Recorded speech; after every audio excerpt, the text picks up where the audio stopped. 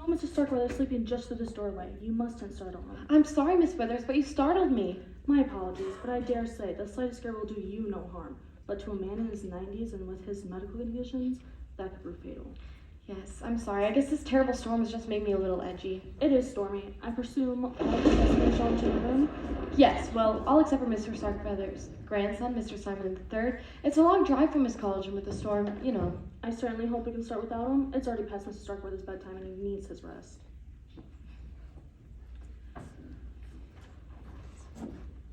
I assure you, Miss Withers, the rooms are spotlessly clean. I certainly hope so. With Mr. Starkweather's asthmatic conditions, any dust can prove fatal. I assure you, Miss Withers, I have served as Mr. Starkweather's housekeeper for many years before you. I do not need you to tell me how to do my job. You brought the coffee? It's right here on the table, Miss Trent. Very good. Then go help Minerva with the rest of the refreshments. Yes, ma'am. Mr. Starkweather was very specific about having everyone here in the drawing room at 8 o'clock sharp. I'll go ask Bensonhurst to grab the guests from their rooms. Mr. Starkweather will be ready.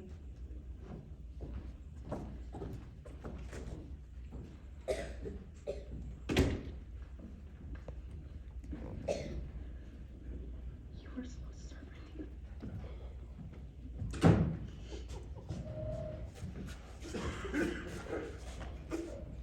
I gone done parked all his cars like you told me. It's as I told you, Rufus. Oh, I waste my breath. You're dripping water all over the floor. And why did you enter through the front door? I have told you a million times, servants never enter through the front door. I reckon I forgot Mr. Bensonhurst. Besides, it's raining out there. I am aware of that. It now looks as if it has been raining in here as well, thanks to you. You're welcome. Just go back the way you came and maneuver yourself around to the back door. You think you can manage that? Well, I don't know, but I suppose I'm gonna find out. When the final guest, young Master Simon, arrives, I'll summon you so you can park his car for him. Good. Glad to. While I wait, I'll go sit by the fire and see if I can grow gills. Don't be impertinent. How can I be if I don't know what it means? Just go to the kitchen and wait there till I call for you. That man is an idiot. I heard that.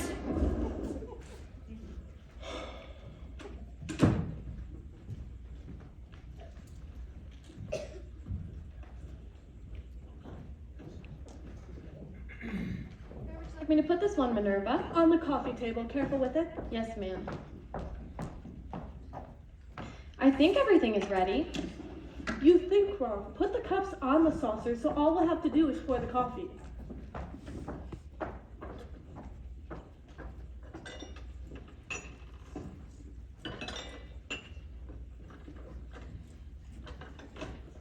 The others are coming down. Miss Van Zandt informed me that she wishes the staff to be present as well. He wants the servants here? Precisely. Even Rufus. Had I been informed of that fact soon, I would have ordered him to take a bath. He has been outside in the rain from car, so perhaps that may help. If you ask me, Noah's blood wouldn't help. Be that as it may, I shall summon him and Mrs. Trent. Why would Mr. Starkweather want the servants to be here? I'll pull out my crystal ball and let you know. Nancy, do you remember what I told you when you began working here? Yes, ma'am. Do as you're told and don't ask questions. Exactly. Stick to that. I will, Minerva. Oh dear, I never know what to wear on special occasions. I suppose Uncle Simon inviting us here is a special occasion, isn't it, Jordan? I suppose so, when you consider most of the time he treats us like lepers. You think Uncle Simon treats us like jungle cats? Not leopards, Mother. Lepers. Oh, forget it. And don't worry, you look fine. Thank you, son. I'll tell you one thing. If we should ever inherit this mausoleum, the first thing we'll do is call up the Addams family and let them know what's on the market. Counting chickens, are we? Oh, Minerva, I didn't see you in your attractive young helper over there. Nancy's a nice girl. I mean for her to stay that way. I suppose I don't know what you mean. I I don't understand. I believe that. Mrs. Starkweather, why don't you have a seat on the couch? I'll get you some coffee. Coffee? That sounds nice. It's a little damp in here. That's because it's a lot damp out there. How do you take it? Mother prefers the venti ice, white chocolate mocha, no whip, light ice. Don't forget the whipped cream, and also and a little boba. She likes that. I don't know why. I like mine sweetened, but I'll do it myself. Whatever. Ooh, what lovely hors d'oeuvres.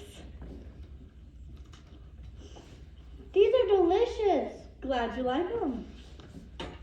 You're looking very pretty tonight, Nancy. Thank you, sir. Sir? That makes me feel as old as Great Uncle Simon. Call me Jordan. She'll call you Mr. Starkweather, like a proper maid should. If anyone else calls you another name, it'll be me. And you don't want to know what I'm thinking. Minerva, you never change. Neither do you. More's the pity. Have a seat by your mother. Yes, Drill Sergeant. Oh my goodness, Kathy, I don't see how y'all can stand living out here away from all the fine movies and restaurants and shopping centers. Why, I get so depressed, I just sit down and weep.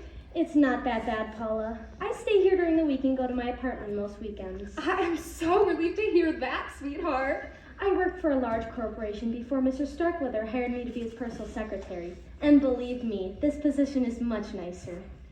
Look what we have here. 2 rays of sunshine to dispel the gloom. You look beautiful, ladies. Oh, stop it. Cousin Jordan, you're just such a rogue and a charmer. I try my best. Won't you join us? Have a seat over here. It'll be safer. Can I get you some coffee? Thank you, Minerva. I'll take mine black. Well, not down with loads of cream and sugar. I must admit, I have an enormous sweet tooth. That explains the corn syrup accent. Oh, and don't forget the extra large pickle. They're my favorite. That's disgusting. Right away. And how are you this evening, Cousin Fiona? What? Oh, I'm very fine, thank you, Paula. That's just peachy, I swear. I don't know why we don't see more of one another. It seems like the only time we get together is for somebody's funeral. Well, aren't all funerals for somebody? Shame on you, Cousin Jordan. Don't be morbid. I'm glad this weekend's an exception to the rule. For once, no one's dead. For now. I'm sorry. That's okay, honey. You didn't spill any. What did you mean by that remark, Jordan? Well, oh, nothing. It's just that when you called me and Mother to come down and you didn't say that we're going to play Scooby-Doo, I assumed that Great Uncle Simon had passed on. You wish. I started to pack my new black dress. It was a natural assumption. I mean, the man is up in years and in poor health. I'm just relieved to hear the old boy can still play Scooby-Doo with us. Kathy, darling, I bet you know why Great Uncle Simon desired our presence this frightful evening. Come on, spill the tea, sis. Miss Van Zandt, we'll go into the particulars, but I believe Mr. Starkweather wishes to discuss his will. Really? I'd appreciate if you didn't drool on the hors d'oeuvres. Minerva, you misjudged me. I was surprised. That's all. Uh-huh. Where's Cousin Simon? Shouldn't he be here too? When I contacted him last week, he said he could be here. Apparently he's going to be late. If he's tried to call through, the phone lines are down. Well, if we're gonna talk about Great Uncle Simon's will, he should be here. After all, he's the last remaining grandchild. He'll probably get everything. Excuse me, folks. Just need to clear a few things up. You're doing great. You're really doing fantastic. Just gotta clear a couple of things up here. You see, I suggested to Mr. St. John that these family relationships might get a little confusing. He agreed, and he was going to write a scene that explained everything, but he was working on that when he snapped like a rubber band. So I'm just gonna tell you today. I think the family tree might also be in your program, but this is basically how it works. The original, oh wait. There's ketchup in my script. Alright. Simon Starkweather, the old billionaire whom you'll meet shortly, married late in life and produced one son, Simon Jr. Simon Jr. in turn married and produced one heir, Simon III, the college student who was late for the gathering. The original Mrs. Starkweather, Simon II, and his wife are now deceased. Old Simon's eldest brother, Paul, had a daughter, Bella, who married Lucien Thompson, an Atlanta businessman, and they produced a daughter, Paula, the girl with the pickle over here. Paul, his wife, Bella, and Lucien are now deceased. Old Simon's younger brother, John, married and produced Ezra, who married Fiona, and they had Jordan. That's Jordan over there. But you know that already. Anyway, John, his wife, and Ezra are now deceased. I do realize that that's a lot of dead people, but if we'd included them all, it would have looked like a marching band came on up here, and believe me, it was hard enough navigating the stage as it was. At any rate, old Simon is Fiona's uncle by marriage and is Jordan and Paula's great uncle, which makes Jordan, Paula, their cousins. First or second, but I'm not sure how that works. You're ashamed of yourself. That's all. Continue. Thank you, Gene. Now I don't even know what my line is. Yeah, bro, I don't even know who I am anymore. Clayton and Haley's entrance.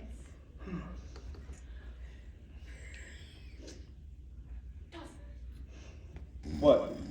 Give them their entrance cue. What is it? He'll probably get everything. Who will? Your cousin Simon. Oh, him. And he'll probably get everything. I was very pleased with your investigation, Mr. Davis. I'll be sure to recommend you to my other clients. Oh, don't worry, Miss Van Zandt. I'm just doing my job. Good evening, everyone. Oh, I don't think we've all been fully introduced, but I do have a pretty good idea of who you all are. Fiona Starkweather and her son Jordan, I presume. That's right, Mr. Davis, call me Mike. So, from Miss Van Zandt says you must be sort of investigator? Yeah, the private kind, Oh, okay. Dear, who is this nice young man? He's a detective, Mother. Ooh, a detective. How exciting. Do you know Jessica Fletcher? No, ma'am, she's way out of my league. Also, far too many books for my taste. Oh, I do have an idea who you two ladies must be, though. If you're a private investigator, I'd be surprised if you didn't. Oh, that accent certainly settles it. You're Paula Thompson. Yeehaw! You're 100% correct, detective. I can't deny I'm from the Deep South. And if she was from any deeper south, she'd be from Central America. That leaves you to be Kathy Collins. It's finally nice to meet you in person. Me too, Mike. Mike and I have corresponded for some time by mail and fax on Mr. Starkweather's behalf. Is this seat taken right here? No, I'll park it here then. Ooh, comfortable. I expect you to remain unobtrusive. I sure will as soon as I find a dictionary and look it up. Just sit by the fire and keep quiet. By the fire? Glad to. My backside's still kind of soggy. Keep an eye on him. I'll try my best. If all is in readiness, Miss Van Zandt, I shall inform Mr. Starkweather. Yes, thank you, Bensonhurst. There's coffee if anyone would like some. Oh, I could go for a cup, Minerva. How do you take it? In a cup. I'll take my coffee black, please. Miss Van Zandt, I understand you're here to talk about Grand Uncle Simon's will? Yes. Frankly, I didn't think it was a good idea. Mr. Starkweather's health is precarious at best, and he doesn't need the excitement. I advised him to communicate with you by mail, but he insisted on summoning you to Starkweather Mansion. I only hope he doesn't live to regret that decision. That's ominous. Miss Withers is bringing Mr. Starkweather in to join us. Can I move now?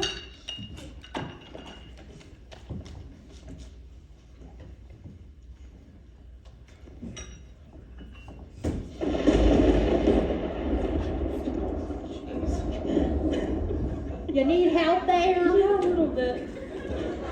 There we go. Thank you, Rufus. You're welcome, ma'am. Here you are, Mr. Starkweather. Yeah. I'll be right over here if you need me.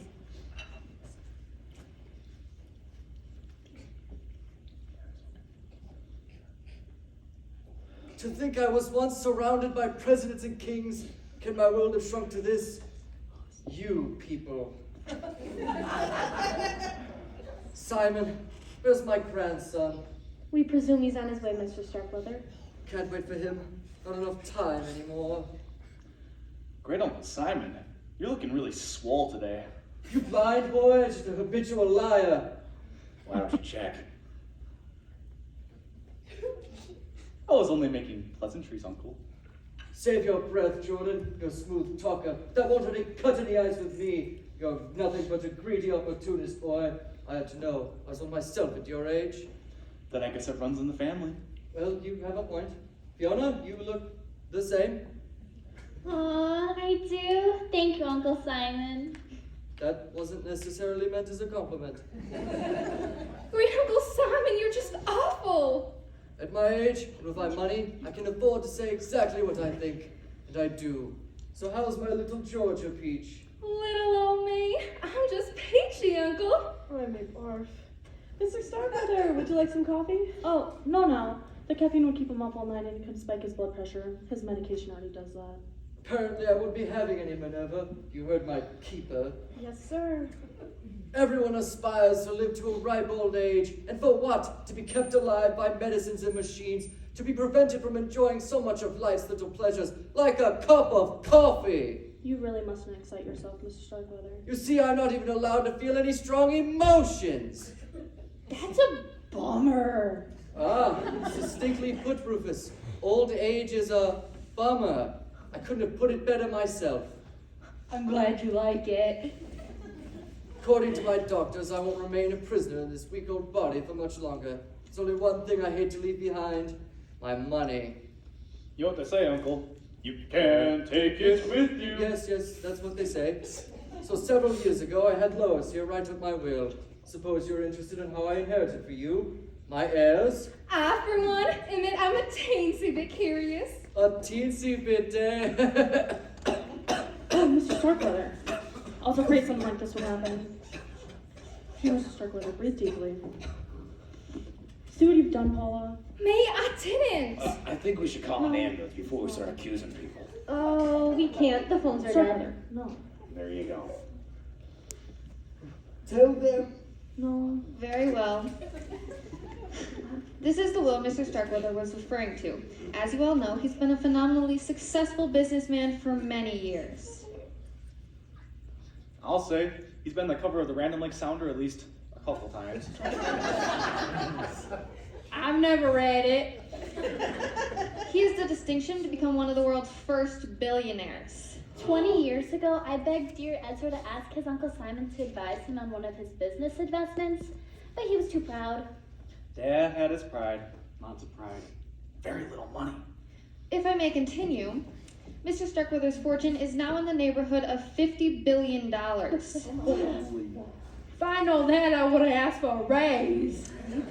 I won't go into the details of the will, but it essentially bequeaths $1 million each to his household staff. Mr. Bensonhurst, his butler, Minerva Walker, his cook, Nancy Pollard, his maid, Rufus Jones, his handyman, Mrs. Trent, his housekeeper, and Miss Withers, his nurse. Forget the raise. Oh, Mr. Starkweather Sit had down, one yet. Nancy. Email. The will goes on to state that the rest of the fortune is to be divided equally among the surviving relatives. They are his grandson, Simon III, his niece, Fiona Starkweather, and her son, Jordan Starkweather, and who they will share 1/3, and Paula Thompson, his niece, great niece. Isn't that nice? I knew you'd always do right by us, Uncle. I know you got mad when Mama married a Southern boy, Great Uncle Simon, but you two must have agreed on one thing. Blood is thicker than water. I bet Miss Withers could tell you if it ain't.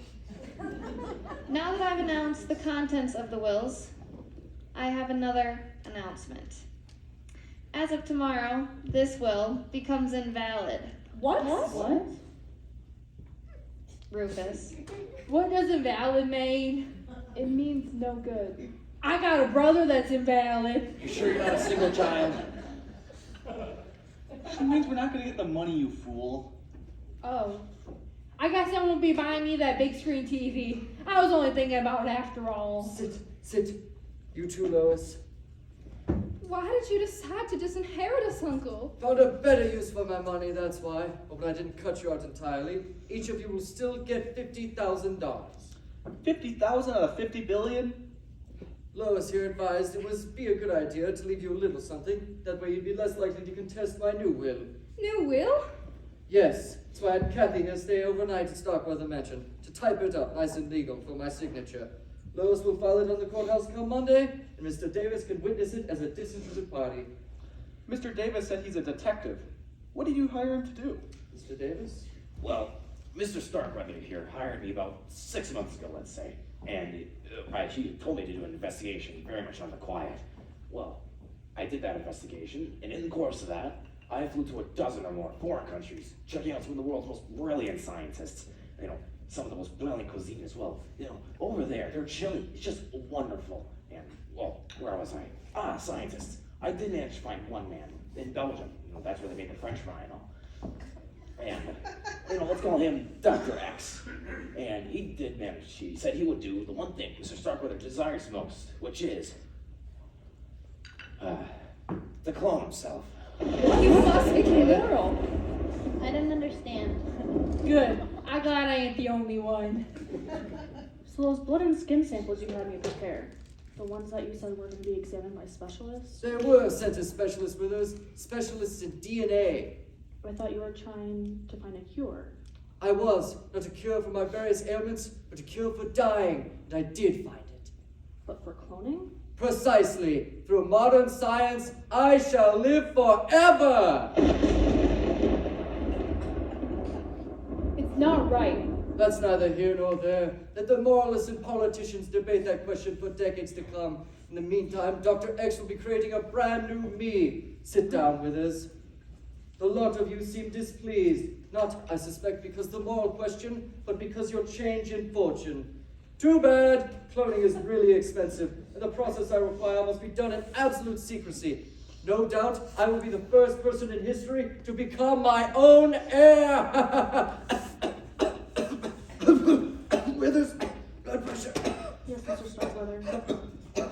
If you'll excuse us, I need to take Mr. Starkweather's blood pressure. Why don't you take it right here, sweetheart? Mr. Starkweather's arms are too frail to go to good reading. This is an outsized cuff made to go around a patient's thigh. Mr. Starkweather has had enough excitement for this evening. I must put him to bed.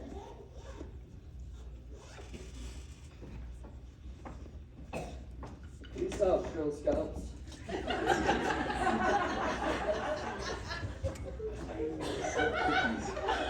Need help again there, ma'am? Yeah, I got you. Ready? Oh, jeez. Thank you. You're welcome, ma'am.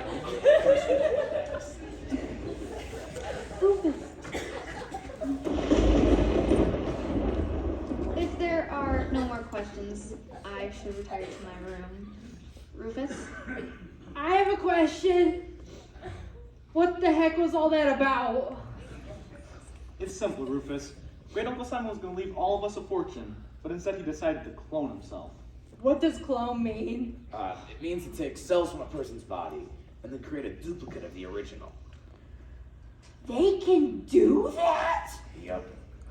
That's fantastic! When the old Mr. Starkweather passed away, maybe I can get a job working for the new Mr. Starkweather. But the new Mr. Starkweather will have to be born and grow up. It goes against the laws of nature. How? The cells will be implanted into a host mother who will carry the child to term. Host mother? Who? Me. Oh, Are you serious? Why not? Who's that?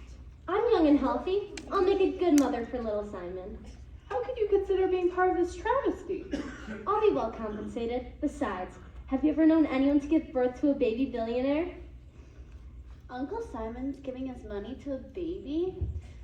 In a manner of speaking, yes. The new will places Mr. Starkweather's fortune into a trust fund, which I'll administer. I will release the money to pay Dr. X and his staff to perform the cloning procedure. After that, ample funds will be available for Kathy's needs and the child's upbringing and education. Once the child is trained to deal properly in high finance, the fortune will be passed over to him. Well, you know, the new guy, the new clone, will be able to turn the current Mr. Starkweather's billions into trillions by the time he's an old man. But for what purpose? To leave it to another clone, then another, then another? When will they be Mr. Starkweather with enough money and power to rule over the world? We didn't discuss it, but you might well be right. I can't believe you condone such madness. Actually, I can. You see, while Miss Van Zandt and Miss Collins get rich off of money that should have gone to us and his family, we're left out in the cold. I take it you'll get rich off of this scheme too? Oh, no, I've already been paid. I'll take my very generous check and go home. I don't care if the boss's science fiction experiment works or not. There is something seriously wrong with all you people. I believe you've made your feelings quite clear, ladies. If you and the other sons would join me, I wish to speak to all of you in the kitchen. Fine. We'll clear after you've finished. I assume you'll ring if you require anything else. It might be kind of nice hearing the pitter patter of little feet on the ground. Oh, shut up, Rufus! Kathy, would you like to wait up in my room with me? You can start writing up the new will, since it will, and I'll direct you how to put everything in the proper legal terms. Sure, Lois. The sooner it's finished and signed, the better. Hey, wait a minute. How come nobody asked me if I wanted to carry the baby? I could do it just as well as she can. You're Mr. Starkweather's blood kin, Paula. It wouldn't be proper. Yeah, I guess it would be kind of tacky. Wait a minute. Proper? You're about to conduct an experiment that makes Frankenstein look like an amateur, and you're worried about being proper? Cool it, kid. Before you burst the blood vessel. Mr. Starkweather is dead set in what he wants to do. And I'm certain whatever he wants, he most certainly gets.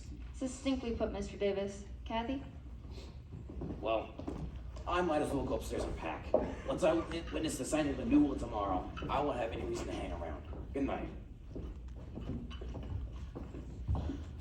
We were robbed. We were? Yes, Mother. Great Uncle Simon dangled a fortune in front of our noses and then snatched it away.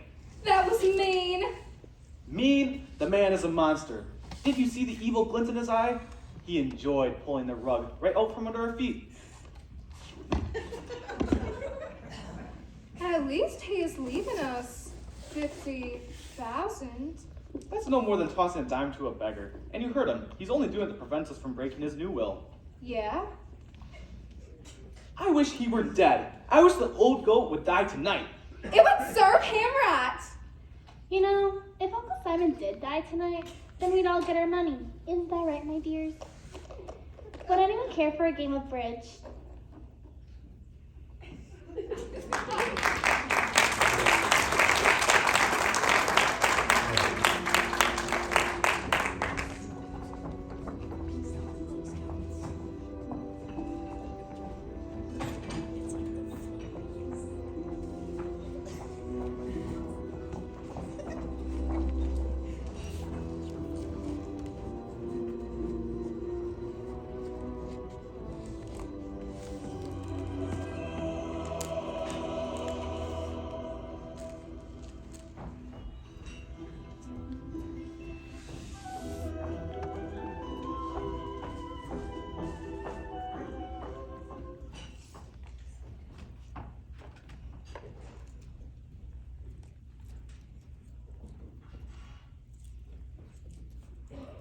A penny for your thoughts.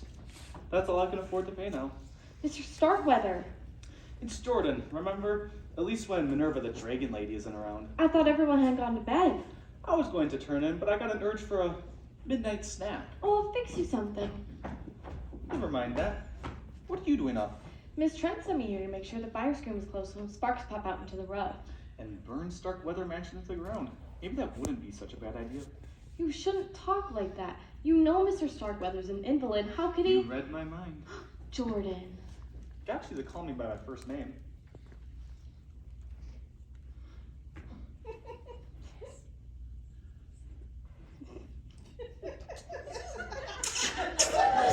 Don't! You stop trying to rizz me up. Why should that surprise you? Everybody knows I'm the Rizzler in the family. If not tonight, you'd have millions, and I would have billions. Think of all the good times we could have together. Don't. It's tempting, admit it. It's not. It's a horrible idea. Which part? The money, or you and me together? Part about the money. What about us? Nancy, what are you doing in here? You were supposed to be helping me with the dishes. I was just trying to make sure that the French doors were locked. And what are you doing here? I came down for a snack and I saw Nancy. I stopped for a little snack. That appetite of yours is gonna get you in trouble one of these days. Minerva, what are you doing with that knife? Mincing onions. At midnight? I hate for anyone to see me cry, and I thought I had hurt someone, so I came in to check. If you would like something to eat, you can come with me. I'll get you something. Yes, Minerva. Anything you say, Minerva. Oh. Come help when you're finished.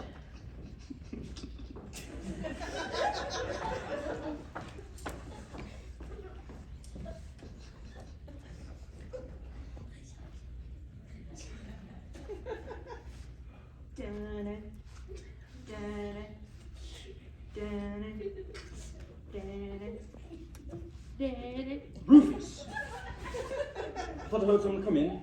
It's just me. So I see. And what are you doing with that axe? What axe? I don't have an axe. Don't Okay, worry. okay, you got me. Okay.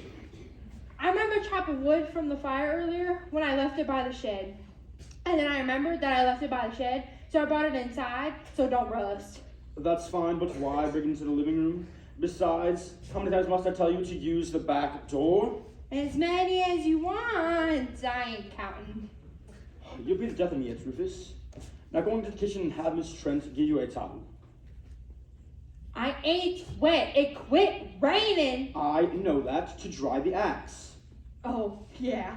You better go do that. The back door. If that man had a brain, he'd be dangerous. I heard that!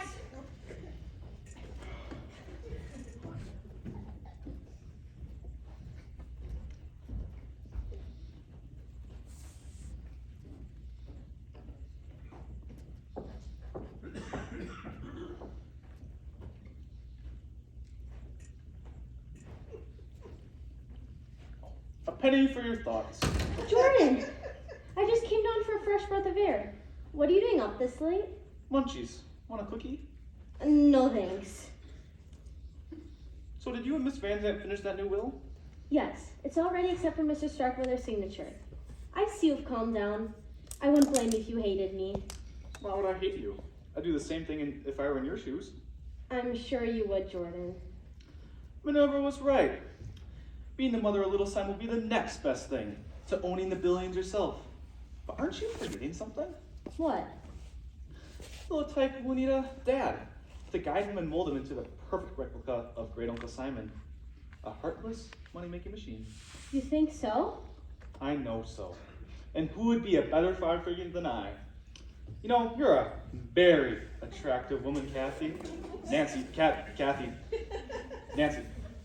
We could mix business with pleasure. Take your crummy hands off of me.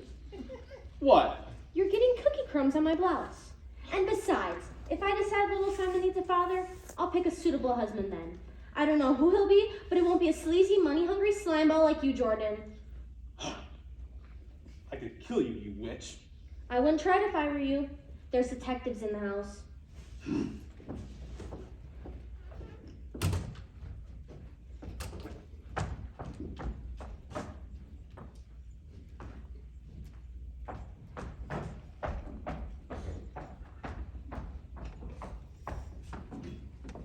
Are you quite finished in here yet? I need to make everything all right.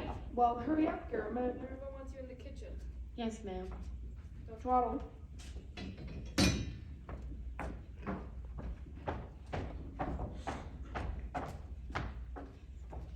Someone left the French doors open. I'll close them.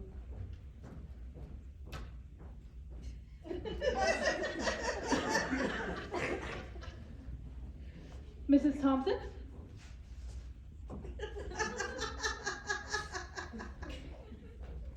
Oh, Mrs. Trent, you gave me a fright.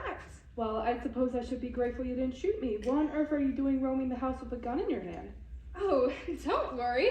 I know how to handle a gun. I couldn't sleep, so I thought I'd look in the kitchen for some oil to clean it. Well, I doubt you'll find what you want over here unless you want to rub it in with some Crisco. Do you usually carry that thing around with you? I take it everywhere I go. Daddy taught me to be a crack shot when I was 10. A girl can't be too careful. Well, I don't think you have anything to worry about here at Miss Starkweather's mansion.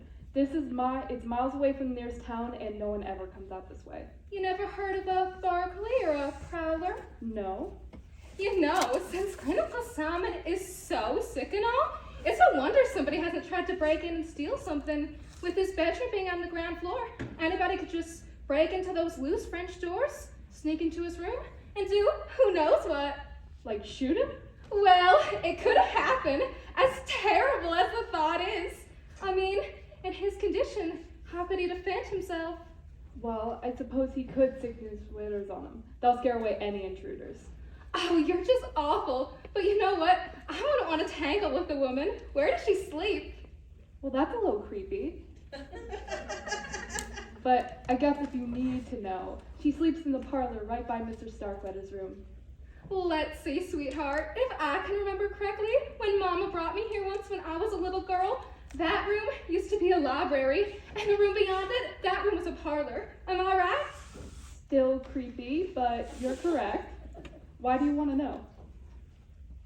I was just curious, sweet honey. Excuse me, folks. I thought that piece of dialogue was awkward, and I suggested to Mr. St. John that he cut it. But he felt it was important for you to get an idea of the layout of the house, and he was all, "What do you want me to do? Put a blueprint in the program?" Which I thought was kind of rude, but he made me leave it in, and I just want you to know that it sucks, and I told him to cut it out, and he wouldn't let me cut it out, and so now it sucks, and the whole thing is ruined. That's all.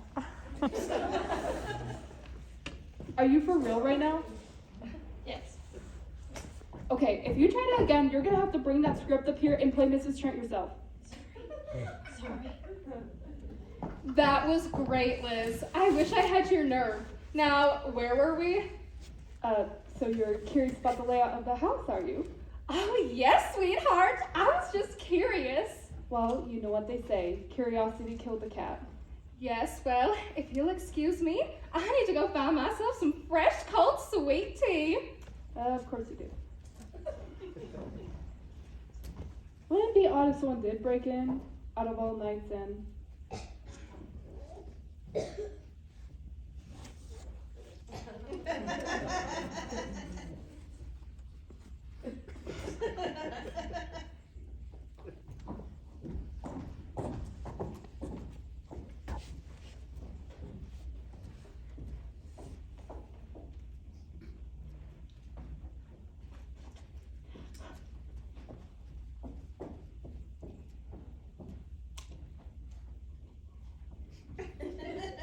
Mrs. Starkweather? Visitors! You're nearly frightening me to death. My apologies, madam. Might I ask what pills have you strewn about the room? Digitalis, it's for my heart. I have a heart condition. Maybe I should take 2. Digitalis, doesn't that speed up one's heart rate? Oh, yes. My little heart is just pumping away. Then perhaps the single doses will be sufficient. An overdose could be fatal. Extremely fatal. Or am I being redundant? I suppose fatal is fatal, just like dead is dead, don't you agree? Completely. One cannot be deader than someone else. Dead longer perhaps, but that is the only word for that comparison that comes to mind. And might I ask why you brought the pills into the room? Why? That's a good question. Why did I bring them down here? Oh, I remember. I was going to show them to Miss Withers and see if she might be able to give me some free samples. You know, with her medical connections and all. But it looks as if your bottle was full already. Oh, it was. But it never hurts to plan ahead. Well, I guess I had better gather up all of mine. Allow me to assist. Bensonhurst, I have a question. Be my guest. Why are you holding a wrench? A wrench. Well, you see, I happen to remember Miss Withers mentioned that the valve in Mr. Starkweather's bedroom, the gas heater was a little loose, so I thought I'd give it an extra turn or two. How mechanical of you. We wouldn't want any of that gas to escape in his room, would we? Naturally not, but first things first, shall we?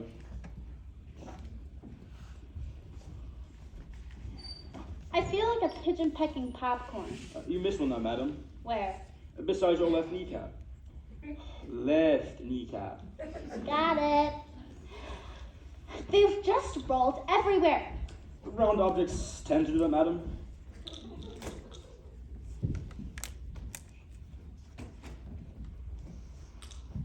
Nurse Withers! Mrs. Starkweather, what are you doing on the floor with Mr. Bensonhurst? We're picking up spilled pills. Please watch where you're putting your feet, my dear. Both of them. I assume Mr. Starkweather has required an injection. Is there a problem? Nothing I can't handle. His lungs seem to be somewhat congested, so I took him from his bed and put him in his wheelchair. He can breathe better in an upright position. Then I gave him a shot of steroids to open up his bronchial passages. My, where would Uncle Simon be without you? Dead without my help. His heart would have stopped beating long ago. Speaking of which, wasn't that something you wanted to ask Miss Withers about? Was there? The digitalis. Oh, right. Miss Withers, I was wondering if you happen to have any extra digitalis laying around. I like to keep a supply handy. Yours tend to run out, don't they? I can see why. I'm sorry, Mrs. Starkweather, but I'm fresh out of spare drugs. Your uncle requires every single one he's got to keep him going. Oh dear. Well, I guess we gather up all of mine. Will you help us? I suppose.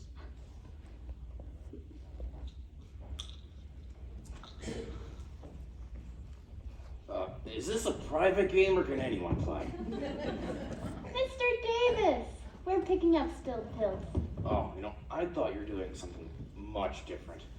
On the other hand, I think I'll pass. Here you are, Mrs. Starkweather. I must give you these. I really must return to my duties. And here are mine. Oh. Well, thank you. Thank you from the bottom of my heart. Oh, wait, Miss Withers. How's the boss doing? Bossy, he sent me out to get a fresh pitcher of water. If I'm not back in time, he'll start ringing his bell. See what I mean? I guess he rings for you a lot then. Constantly. When he stops ringing that bell, I'll know he'll kick the bucket. Coming, Mr. Starkweather. Spoken like a true member of the medical profession. No, wait, Bensonhurst. What's with the wrench? Is there something I can give you a hand with? Thank you, sir, but no. It will wait. I too shall excuse myself.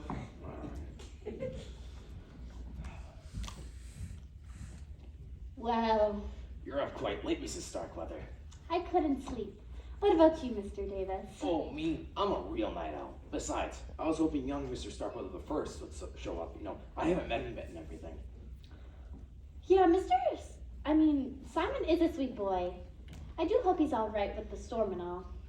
He might have pulled off to the side door to let it pass. Looking outside, we could be in for another rainfall. Oh dear. Well, I guess I'd better go lie down. All right. Go ahead. Have a nice night, Mrs. Starkweather. Good night. Good night again.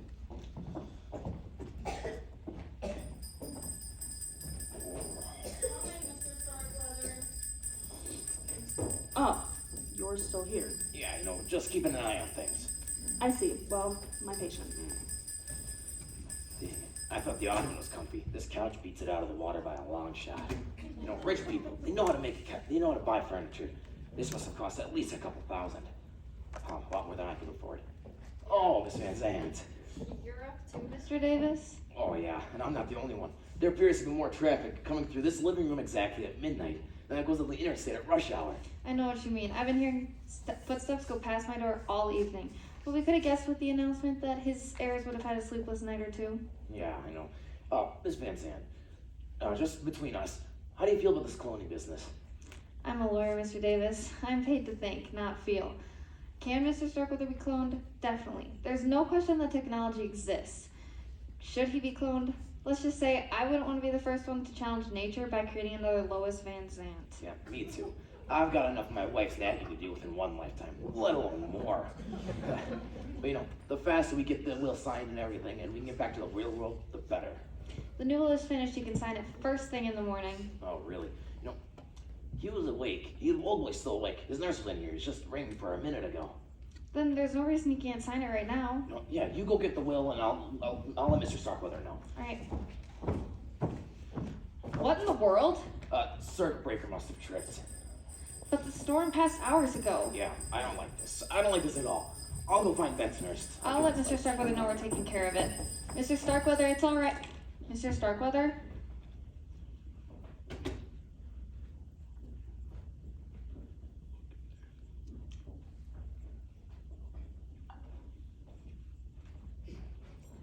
Hello? Is anybody in here? Miss Trent? Bensonhurst? Anybody? Kathy, I think there's something wrong with Mr. Starkweather. I don't know where that nurse is. Oh no, he hasn't sent a will yet, has he? No, perhaps he just fainted. Mr. Davis is working on getting the lights back on and.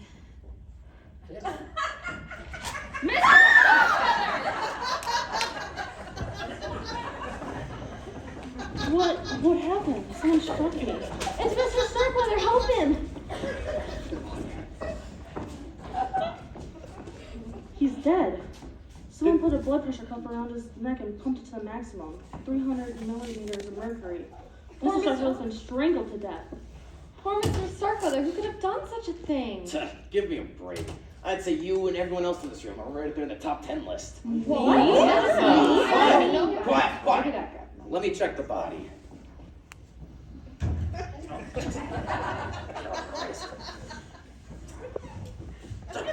Nice skinny flakes. Those drops on his robe, is it blood? I don't know what it is. What else could it be? I'm a detective, remember? I'll handle it. Miss Withers, is there anything you happen to remember? After I took Mr. Starkweather to his bed and made sure he was breathing all right. Oh, I can't remember. Don't worry, we'll take it from here. You seem to be in charge, Mr. Davis. What do we do now? Well, the way I see it, we keep trying the phones until morning. If the phones aren't up by then, someone will have to drive into town and alert the police. There's been a murder at Starkweather Mansion. Oh my. Murder. Maybe the old man did it himself. Or maybe not. Young Mr. Simon, you made it, and boy, do we got a surprise for you.